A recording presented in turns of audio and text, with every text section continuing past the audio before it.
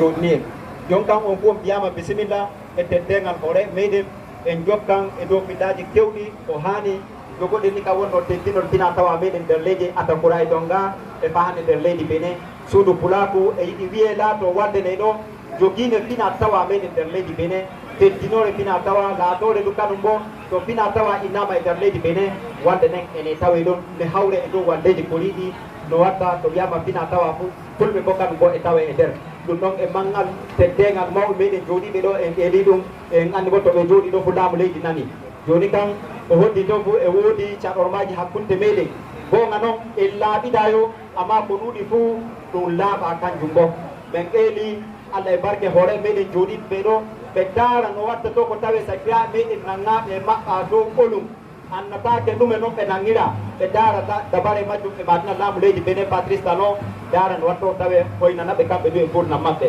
anen bo te ngeeli hano bayɗen jikku paamen anon bo no duniyaru woni yahira bayɗen jikkuji meɗen ko hana tawde ɗen fuu te tawdire ɗum ko hani ballen police kanum bo golla ballen ɗum gollita e dow ko laati bone ko yantiyetno ko ɗuuɗi meɗen fuu tawte yantete noon e dow majjum amma annana ɗum ngam majjum en ƴeela moye ko tinno Allah e barke jomuro meɗen rugga meɗen laamuji meɗen ɓuri ko tawa ɗo tinno wallita fa hande sakira meɗen wonɓe toon e dow gasu dow ɗonu e keɓe ɓe joofe wonaɓe ɗo fa hande kaɗo bo ɓe tinno e dow waaju ngam waaju noon waylititta moye fu e dow to tawa ni wonno seɗɗa kon e dow haalaji ɗi kalumi ko eelumi dow hoore meɗen pulaku ko jooɗi ɗo on calminama sanne on